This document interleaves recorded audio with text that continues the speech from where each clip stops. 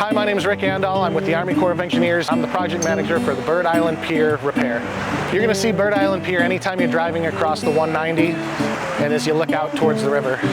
It's a very important part of Buffalo as it protects the federal navigation channel for commercial commodities that are coming through the system.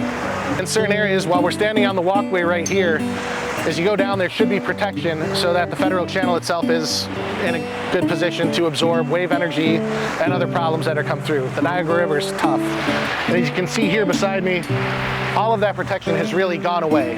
And that's going to happen every so often because of the conditions that we live in. So the focus is to repair this and make sure that the federal channel stays safe for navigation and boaters across the Buffalo area.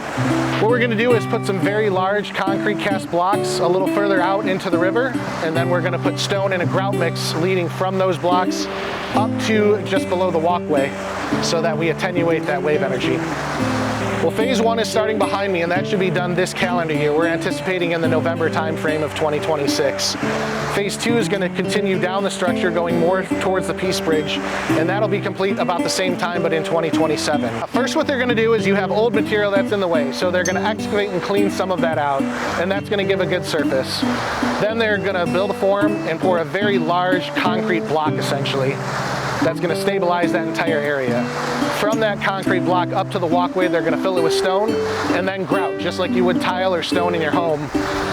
And that's going to give a nice ramp up for everything.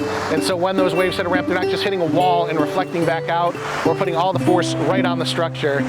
It's going to make sure everything's just a little more of a gentle slope and save what we have.